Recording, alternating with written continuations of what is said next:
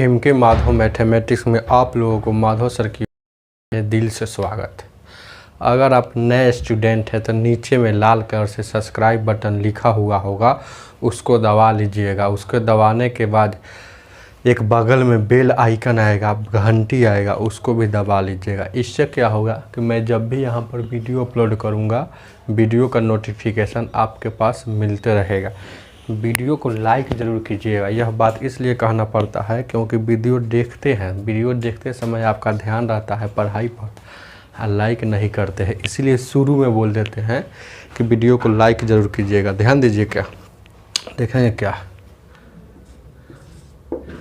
10 number question कहता है ए तथा बी की औसत आयु 20 वर्ष है, बी तथा सी की औसत आयु 19 वर्ष है तथा ए तथा सी की औसत आयु 21 वर्ष है। तो ए बी सी में से प्रत्येक की आयु कितना होगा। ए प्रत्येक मतलब बारी बारी से, मतलब ए का एज कितना है, बी का एज कितना है, सी का एज कितना है। तो ध्यान दीजिए, क्या तो देखें क्या है। एवरेज में तो बहुत बार पढ़ाया है। ए और बी का औसत दिया है तो योग कैसे निकलता है, योग कैसे निकलता है। तो ए और बी का योग औसत दिया है, औसत दिया है 20, तो योग निकालना है। तो 2 गो आदमी है ए और बी, तो 2 से गुण ये 40 हो जाएगा। बी और सी का योग निकालना है तो क्या करेंगे, इसके औसत में। तो बी और सी के औसत कितना दिया है, 19 दिया है। तो 19 में 2 से गुना, 2 से इसलिए गुना किए कि 2 गो आदमी है। और सी और ए का योग निकालना है। तो देखेंगे इसका सी और सी का है, चाहे सी और ए लिखे चाहे ए और सी लिखे, दोनों में से कुछ लिखिए ना।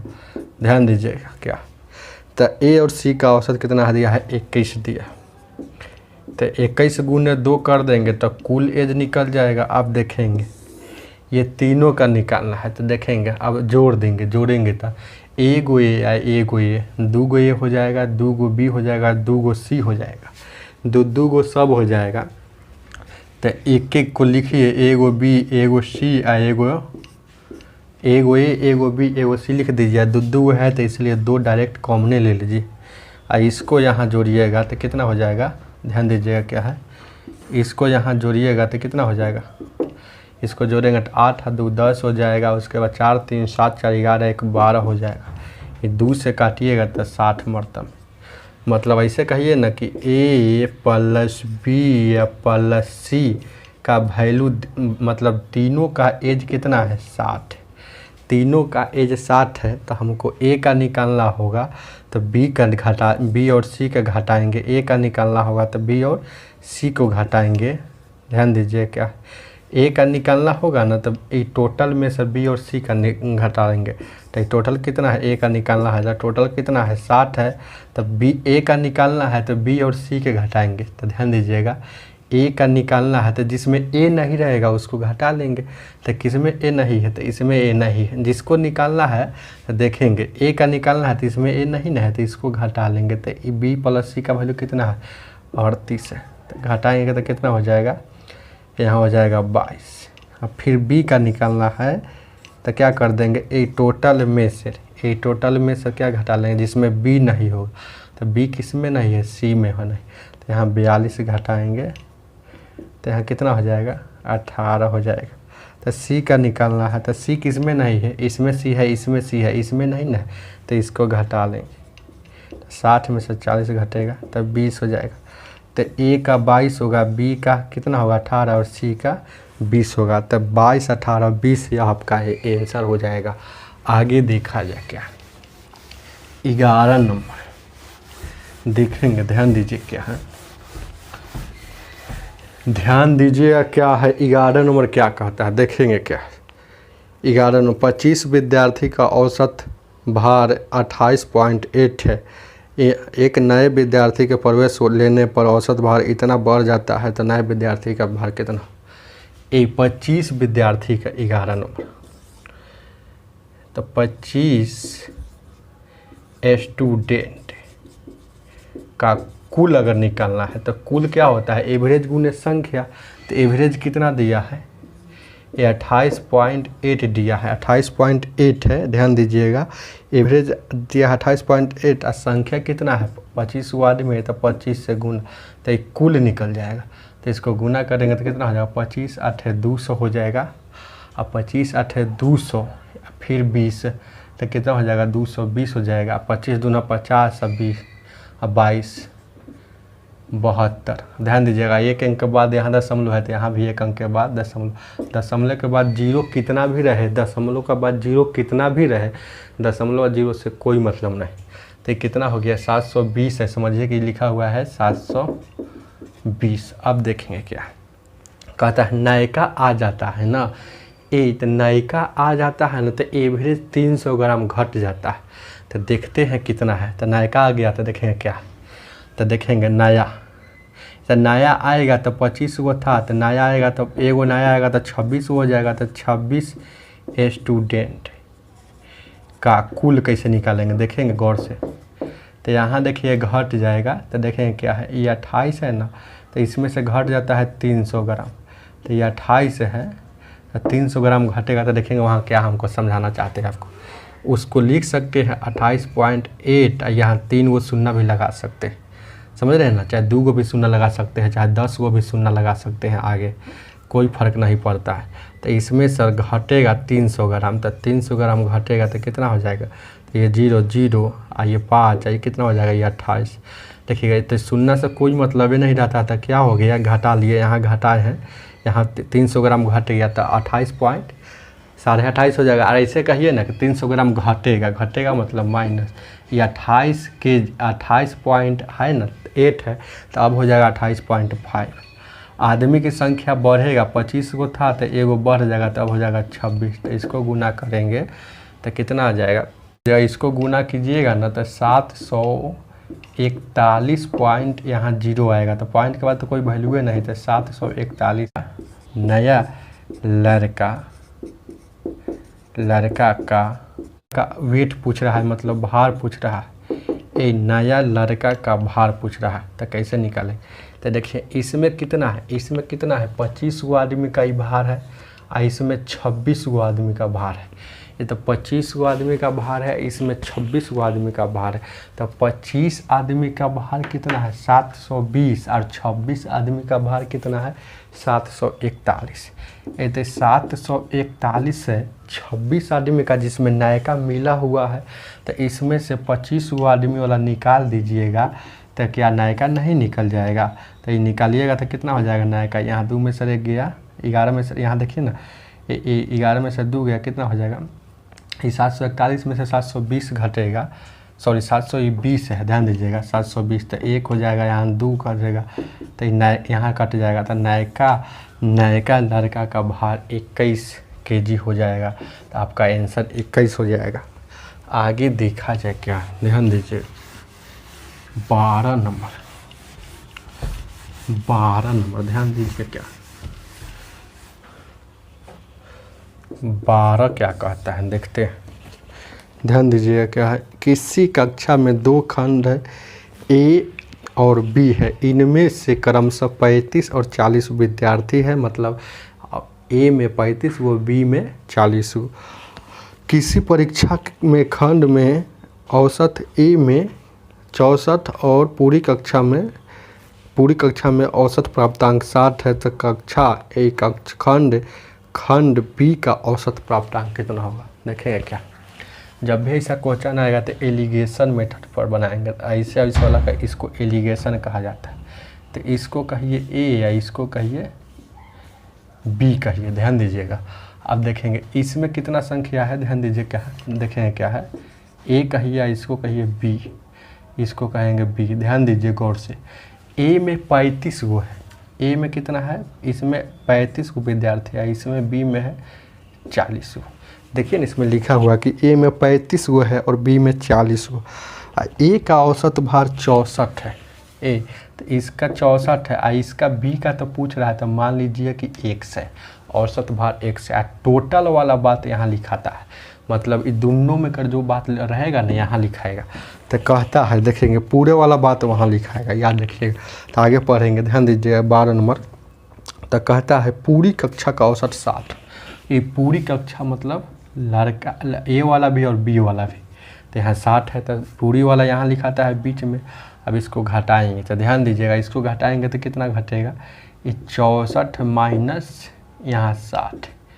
तो एक बार घटा है कहाँ से, देखिएगा एलिगेशन का रूल है, एलिगेशन का रूल है कि एक बार 64 में सर ये वाला घटा है तो एक बार घटाएंगे 60 में सर, ये 60 में सर 1 से घटाएंगे। ध्यान दीजिएगा एलिगेशन का रूल है। एक बार देखिए ऊपर में सर ये वाला घटा लिए ना तो एक बार घटाएंगे नीचे में सर ऊपर वाला, ये सब रूल है।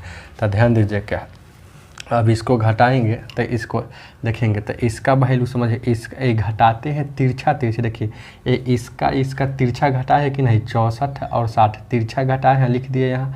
फिर इसको घटा है 60 माइनस 1 तिरछा लिख दिए यहाँ। तो इसका घटाते हैं तिरछा तिरछा, जो रिजल्ट आता है तो समझते हैं सामना सामने। तो देखेंगे ई वाला का वैल्यू समझिए कि कौन है, ई वाला का वैल्यू ये 35 है और ये वाला का वैल्यू समझिए कि ये 40 है। ध्यान दीजिएगा तो यहाँ हो जाएगा 60 माइनस 1 से बट्टा, ये अनुपात को बट्टा में लिख सकते हैं, अनुपात को बट्टा में कितना लिख सकते हैं, 60 माइनस 4 कितना लिखा हुआ है, 4 लिखा हुआ है।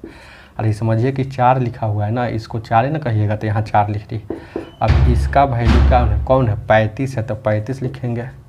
आइए इसका वैल्यू चाहे इसे लिखिए, ध्यान दीजिएगा ज़्यादा नहीं समझ में आ रहा तो लिख दीजिए 64 माइनस 60। अब इसका वैल्यू ध्यान दीजिएगा क्या है, इसका वैल्यू कितना है 40। 5 से काटिएगा, 5 से तो 35, 5 8 40।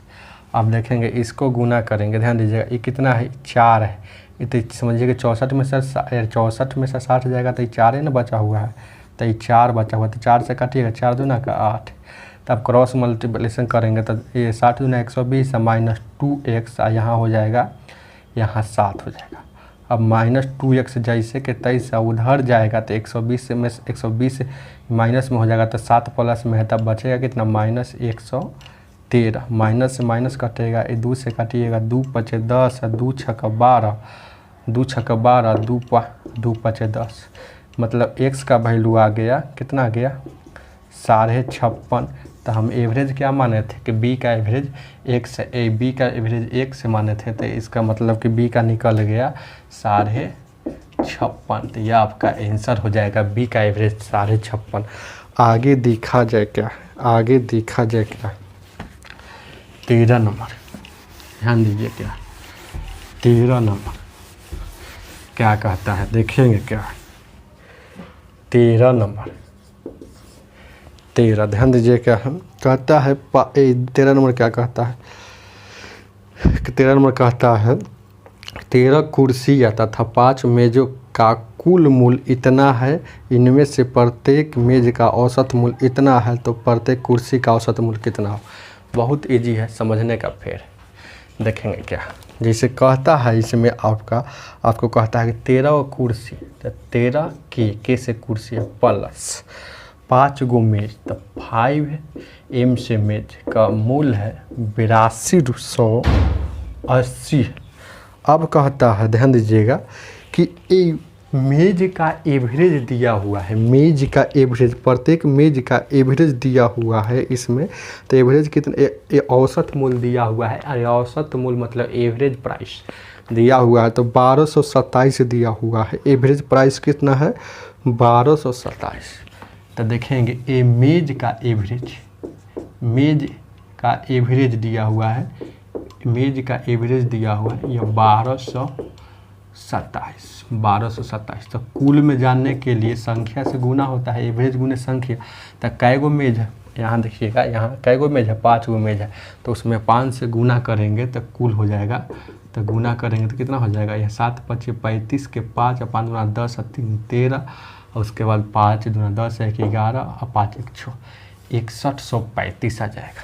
तो 6135 मतलब पाँचों का आ गया, ध्यान दीजिएगा, मतलब 5 मेज का आ गया 6135। तो यहाँ देखेंगे तो इसके जगह पर 6135 लिख देंगे, 6135। ये 13 कुर्सी है जैसे कि 23, ये 8280 जैसे कि 23। 13 के बराबर उधर जाके घटेगा, तो ये देखिए घटेगा तो कितना हो जाएगा 8280 में सर 6135 घटेगा, तो ये 5 बचेगा, ये 7 में से 4 बचेगा, ये कितना 2 में से रह गया 1 बचेगा, ये बच जाएगा ये, ठीक है। 5 15 4 3 7 1 8 1 1 2, ये देखिए 6 2 8, तो 2145 बचा, 2145। 13 से काटिएगा इसको, 13 एकम 13, बच गया 8, बच गया 8, तो 13 8 13 13 5 78 होता है। अब बच जाएगा कितना 6 होता है, 13 5 65। तक कुर्सी का वैल्यू क्या हो जाएगा 165। तो पूछा है कुर्सी का एवरेज बताइए, तो एक कुर्सी का एवरेज, प्रत्येक कुर्सी का एवरेज आ गया 165 रुपया, तो 165 आंसर हो जाएगा। आगे देखा जाए क्या, ध्यान दीजिए क्या, आगे देखा जाए क्या, आगे देखा जाए क्या। 14 नंबर, 14 क्या कहता है, एक क्रिकेट में 11 खिलाड़ियों में से कप्तान की आयु 25 वर्ष है तथा विकेट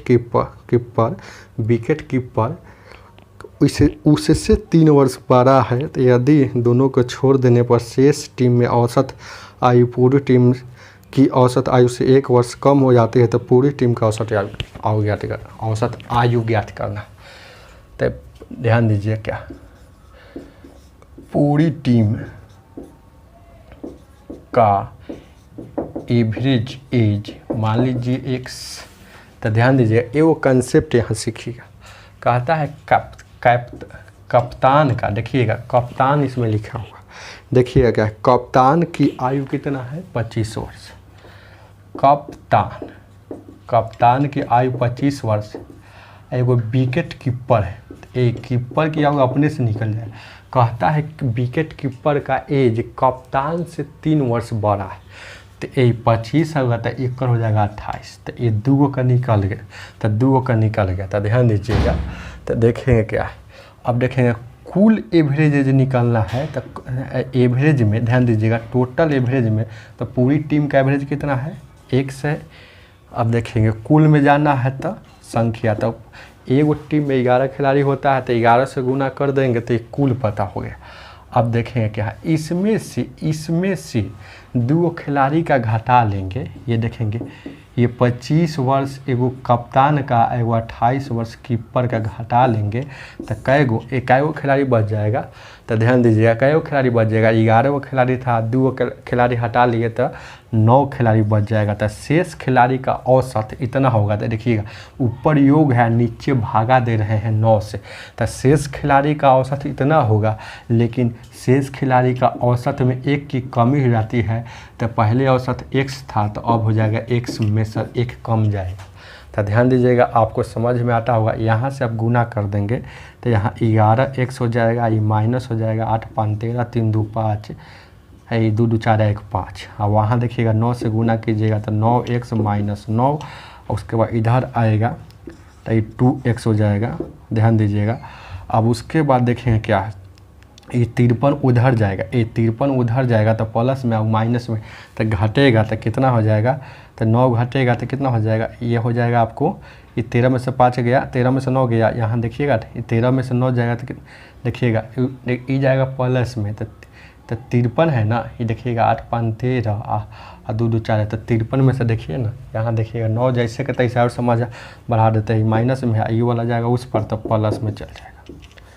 तो 2x बराबर हो जाएगा, 53 में से 9 घटेगा तो यहाँ हो जाएगा आपको 44। तो 44 तो 2 से काटिएगा तो 22 मरतब में कट जाएगा, 22 मरतब में कट जाएगा ना, तो x का वैल्यू आ गया 22। तो हम क्या माने थे, एवरेज माने थे, पूरी टीम का एवरेज x माने थे, तो पूरी टीम का एवरेज यहाँ x बराबर 22 यानी कि 22 निकल गया, तो पूरी टीम का एवरेज 22 हो जाएगा। तो आंसर भी आपका 22 हो जाएगा।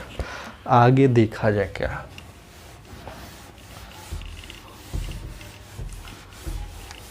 ध्यान दीजिए क्या है, देखेंगे क्या, 15 नंबर, एक क्रिकेट खिलाड़ी 40 पर, ध्यान दीजिए 15 में कुछ कहना चाहते हैं, 15 में ये कहना चाहते हैं, देखेंगे क्या है कि 15 नंबर और इधर देखिएगा 3 नंबर एकदम सेम सवाल है। 15 नंबर और 3 नंबर एकदम सेम सवाल है। जैसे कि 15 हम बता सकते हैं, लेकिन 3 नंबर जो बढ़िया से पढ़े होंगे तो 3 नंबर और 15 को मिलाइएगा, गौर से मिलाइएगा, थोड़ा थोड़ा चेंज होगा। अरे डिजिट वही दिया, खाली सिर्फ नाम चेंज कर दिया। तो जैसे 3 बना है वैसा ही 15 बनेगा, जैसे ही 3 बना है वैसा ही 15 बनेगा। 15 बनाने की कोई ज़रूरत नहीं। 16 नंबर ध्यान दीजिए, क्या 16 क्या कहता है। 16 ध्यान दीजिए क्या कहता है कि कुछ व्यक्तियों के एक समूह में व्यापारियों का वर्ग ए तथा नौकरी करने वाले व्यापारी वाला वर्ग ए में आता है, नौकरी करने वाले वर्ग बी में आता है। पूरे समूह का औसत आयु कितना है? 27 है। वर्ग ए का व्यक्तियों की औसत आयु 34 और वर्ग बी का व्यक्तियों का औसत आयु 24 है। तो पूरे समूह में व्यापारी तथा नौकरियों करने वाले में से प्रत्येक का प्रतिशत निकालना है। ध्यान दीजिए, क्या कुछ नहीं है, ये सवाल को एलिगेशन वो बनाएंगे, ऐसे ऐसे एलिगेशन पर लिखाता है। ये पहला बिंदु पर पहला बात है, दूसरा बिंदु पर दूसरा बात है। ये कॉमन बिंदु है तो कॉमन बिंदु पर कॉमन बात है जो सब में शामिल हो, पूरी वाला बात। तो देखेंगे क्या है, वर्ग ए है, वर्ग बी है। तो नौकरी करने वाला का ए, वर्ग ए में व्यापारी की संख्या, तो वर्ग ए में व्यापारी है मतलब बिजनेसमैन है, तो वर्ग ए में औसत आयु 34 है। वर्ग बी में कितना है औसत आयु? 24 है। पूरे में कितना है? 27। तो घटा लीजिए इसको चुपचाप, घटाएंगे तो देखिए 27 में से 24 घटेगा तो 3 हो जाएगा डायरेक्ट। आई देखिएगा 34 में से 27, एक बार इसमें से घटाए हैं, एक बार इसमें से घटाएंगे, घटाएंगे ऐसे ऐसे तिरछा लिख देंगे, यहाँ तिरछे लिख देंगे। इसको घटा के तिरछे लिख देंगे, लेकिन समझेंगे सामना। तो इसको घटा कर तिरछा लिखेंगे तो कितना हो जाएगा? यहाँ 7 हो जाएगा। तो अब देखेंगे क्या इसमें परसेंटेज पूछा, तब समझेंगे कि ए का ई आ गया है और बी का ये 7 आ गया है। ए का 3, तो ए का कितना आ गया है? तो ए का कितना आया है? तो ए का पूछ रहा है परसेंटेज। तो ध्यान दीजिएगा, ए का पूछ रहा है तो 3 है, कुल कितना में? 7 और 3 10 में। अब परसेंट में जानना है तो 100 से गुना। बी का निकालना है तो बी का कितना है? 7, कुल कितना में? 7 और 3 10 में। अब परसेंट में जानना है तो 100 से गुना। अब यहाँ से काट दीजिए 10 दहिया का 100, तो 10 तिहाई 30, तो 30% वर्ग ए में आते हैं। आई 10 सत्ते 10 आई 70% हो जाएगा, 10 सत्ते 70%। वर्ग बी में 70%, ऐसे कहिए 30% बिजनेसमैन है और 70% नौकरी वाला है। क्या? क्योंकि ए में बोल रहा है कि बिजनेस में, देखिएगा कह रहा है क्वेश्चन में, ए में देखिएगा 16 में कि वर्ग ए में व्यापारी है और बी में नौकरी वाला है। तो यहाँ 30 हो जाएगा, 70 हो जाएगा, यह आपका आंसर हो जाएगा। आगे देखा जाए क्या आगे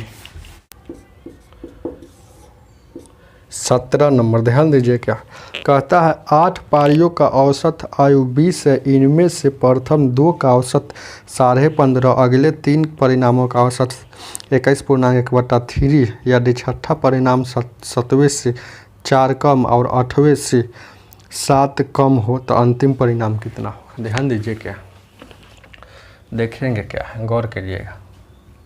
ये 8 गो पारी है तो एगो A B C D E F G H, ये 8 गो हो गया ना। 1 2 3 4 5 6 7 8, तो 8 गो हो गया। तो कह रहा है कि अंतिम वाला कौन ऐसा संख्या आएगा, यही बताना है अंतिम वाला।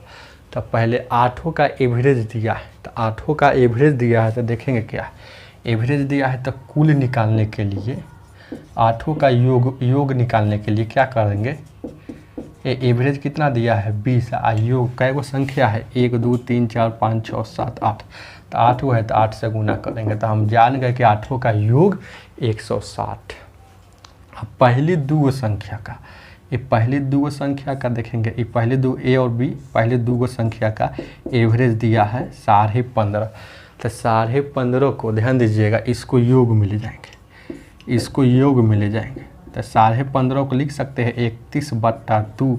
इसे 2 संख्या था 2 से गुना, तो योग मिल जाएंगे तो 31 हो जाएगा। फिर फिर कह रहा है पहली दो संख्या का, फिर कह रहा है, देखिए ना इसमें पहली दो संख्या का योग 15.5 दिया था, 15.5 को 31/2 लिख सकते हैं। आप कैसे लिख सकते हैं इसको बता दें। यहाँ देखिए 15.5 को ऐसे लिख सकते हैं, 15 दूना 30, ये 15 दूना 30 है, 31/2 ऐसे नहीं लिख सकते हैं, तो वही लिखे हैं वहाँ, ध्यान दीजिए। क्या अब कहता है कि अगली तीन संख्या, देखिए इसमें सब बोला हुआ है कि अगली तीन परिणामों का औसत 21.1/3। तो अगली तीन मतलब कौन, ABC, इसके बारे में मतलब CDE, इसके बारे में चर्चा कर रहा। तो इसका कह रहा है, तो यहाँ से देखिएगा क्या है, इसका भी योग निकाल लेते हैं। क्या क्या है, C है, D है और E है, यही ना है। तो इसका योग कितना हो जाएगा, तो इसका एवरेज कितना दिया है 21.1/3। तो 21 या 63 एक 64 बाई इसको 3 लिख सकते हैं, तो 64 बाई इसको 3 लिख सकते हैं, 3 लिख सकते हैं। योग में जाना है 3 वो संख्या है, तो 3 से गुना कर दी, 3 से 3 कट जाएगा, तो 64 हो जाएगा। अब देखेंगे क्या, जैसे अब इसको मिटाते हैं, जैसे जैसे कहता है वैसे करना है। तो देखिए A और प्लस B का योग पता हो गया, CDE का योग पता हुआ। अब क्या कहता है, देखेंगे क्या कहता क्या है कि छठा परिणाम 7वें से 4 कम है। ये छठा परिणाम, तो पहला, दूसरा, तीसरा, चौथा, पाँचवा, छठा। तो छठा परिणाम के बारे में कुछ बोल रहा है, तो मतलब F के बारे में कुछ बोल रहा है। इस 7वें से मतलब G से ये कह रहा है ना कि छठा परिणाम 7वें से 4 ई कम है। तो ये कम है, ये कह रहा है कि कम है, तो ध्यान दीजिएगा। तो कहेगा इसमें, करेंगे इसमें कम, कह रहा है कि ई कम है, ई वाला कम है इससे 4, लेकिन कर देंगे उसमें तब बराबर हो जाता है। अब कहता है फिर 7वां, अब देखेंगे आगे, देखते हैं क्या कहता है आगे। कहता है कि 8वें से 7 कम है, ये 8वें से 7 कम है। ये छठे के बारे में फिर बोल रहा है, मतलब F के बारे में कह रहा है कि 8वें से 7 कम है। ये 8वें से मतलब 8वां कितना H है, तो इससे 8 7 कम है, तो E कम है E या कर देंगे उसमें, तो ऐसे करने से ये बराबर हो जाता है।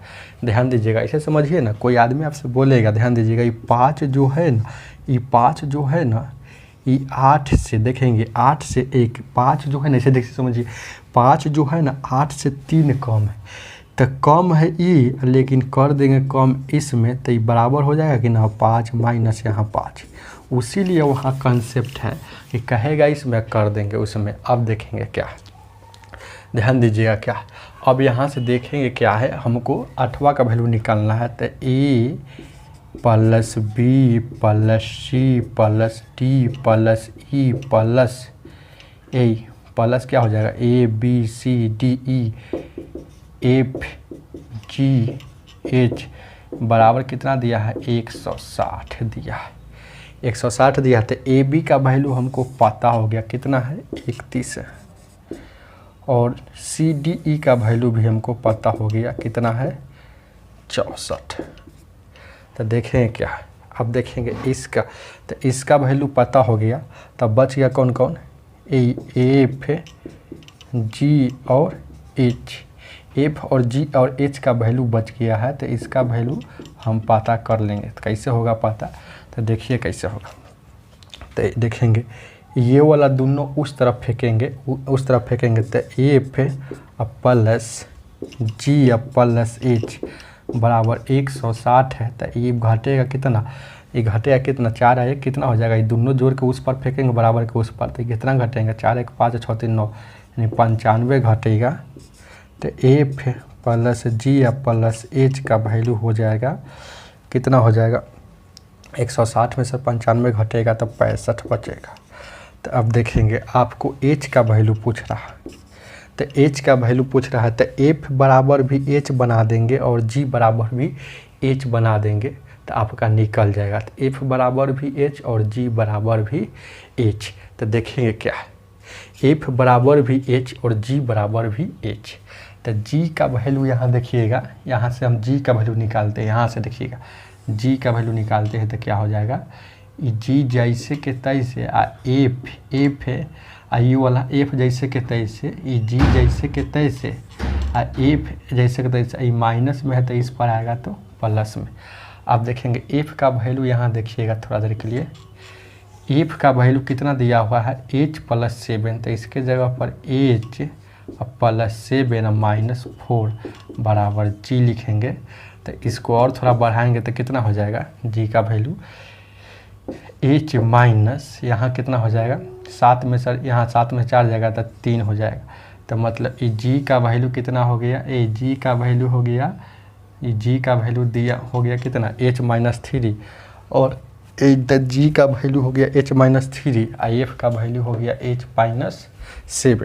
तो यहाँ से देखेंगे g का वैल्यू कितना हो जाएगा, तो h- वहाँ देखिएगा तो f का वैल्यू कितना दिया है h-7 और ये प्लस है तो प्लस, और g का वैल्यू कितना दिया है, g का वैल्यू कितना आ गया h-3 और h वाला जैसे के तैसे, तो ये है 65। अब देखिएगा इसको यहाँ से लिखते हैं, इसको यहाँ से लिखते हैं, थोड़ा देर के लिए ध्यान दीजिएगा। अब इसको यहाँ लेके जाते हैं, यहाँ ऊपर बना देते हैं, तो ध्यान दीजिए क्या, तो ये देखिएगा h एगो h कई गो जगह है, h हो जाएगा 3 गो h हो जाएगा, तो 3h हो जाएगा। तो ध्यान दीजिएगा ये कितना हो जाएगा 7 में 3 10 गो माइनस में है, यहाँ देखिएगा 10 गो माइनस में उधर जाएगा तो 10 गो प्लस में हो जाएगा। तो 65 था 10 को उस पर जाएगा तो 75 हो जाएगा, तो 75 हो जाएगा, 3 से काटिएगा ये 25 मरतबे में, तो h का वैल्यू 25 हो गया। तो 8वीं संख्या पूछा है, तो 8वीं संख्या 1 2 3 4 5 6 7 8 h न है, तो h का वैल्यू 25, तो आपका आंसर 25 हो जाएगा। आगे देखा जाए क्या है, आगे देखा जाए क्या, ध्यान दीजिए क्या, 18 नंबर, 18 नंबर, 18 नंबर क्या कहता है, 18 नंबर क्वेश्चन कहता है एक समुद्री जहाज के किनारे से 40 किलोमीटर दूरी पर है, जहाज के एगो समुद्री जहाज है किनारे से 40 किलोमीटर दूरी पर है, इसमें छेद हो जाता है तो जिससे 6 मिनट में इतना टन पानी पार करता है, अंदर भर जाता है। 60 टन पानी इस जहाज को डूबने के लिए प्राप्त है, मतलब 60 टन पानी भर जाएगा जहाज में तो जहाज डूब जाएगा। तो किंतु जहाज में एक लगा निकासी पाइप भी है, एगो जहाज में पानी जैसे भरता है वैसे निकालने वाला पाइप भी है, वह 12 टन प्रति घंटा की दर से बाहर पानी फेंक देता है, 1 घंटा में 12 टन बाहर फेंक देता है। तो जहाज की वह औसत गति ज्ञात करे जिससे वह जैसे ही डूबना आरंभ करे तो किनारे पहुंच जाए। ये जहाज का औसत गति पूछा है, तो जहाज का औसत गति, जहाज का एवरेज स्पीड बराबर होता है, फार्मूला याद रखिएगा, टोटल डिस्टेंस बटा टोटल टाइम, यही निकालना है।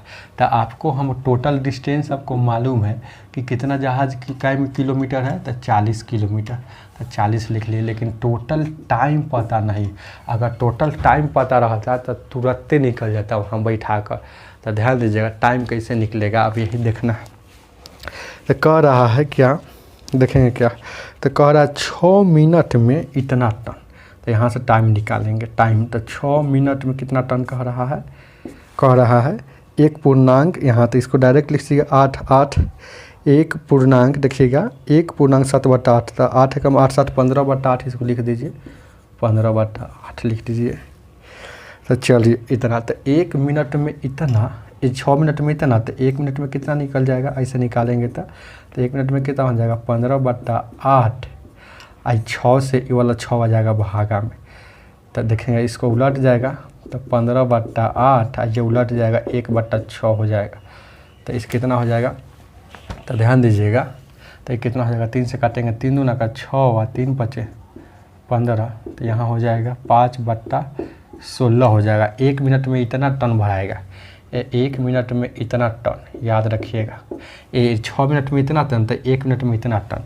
अब 1 घंटा में निकालना है, देखिएगा 1 घंटा में, तो 1 घंटा में निकलना है तो 1 घंटा, तो 1 घंटा में 60 मिनट होता है, तो 15 बट्टा कितना है 16 है, तो 1 मिनट में इतना है, 1 मिनट में इतना, तो 1 घंटा में तो 60 से गुना कर देंगे, तो ये काटेंगे 8 से काटेंगे, 4 से काटेंगे तो कितना हो जाएगा, ये 4 से काटेंगे तो 4 चौका 16, 4 से काटेंगे 15, तो 15 पचे 75 बट्टा 4। 1 घंटा में इतना टन भराएगा। 1 घंटा में ये 75 बट्टा क्या है, 1 घंटा में जहाज में पानी, तो 1 घंटा में देखिए भरा गया कितना 75/4, लेकिन खाली कर देगा इतना टन, इतना टन भरा गया, लेकिन 12 टन 1 घंटा में खाली हो तो करेगा, तो यहाँ भिन्न का जोड़ लीजिएगा तो 4 हो जाएगा, तो ये 4 चौका 48, 48 यहाँ देखिएगा 75 है,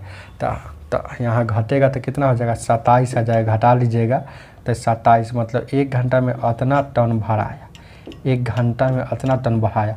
लेकिन ध्यान दीजिएगा मेन मैटर यहाँ है, 1 घंटा में 27/4 टन भराया, तो पूरा भरने के लिए कितना समय लगेगा, तो ऐसे कहिए ना, ध्यान दीजिएगा ये पूरा भरने के लिए, तो ऐसे यहाँ से देखिएगा थोड़ा देर के लिए यहाँ से हम चेंज करते हैं, ऐसे कहिएगा कि 27/4 टन में लग गया 1 घंटा, एच लिखा हुआ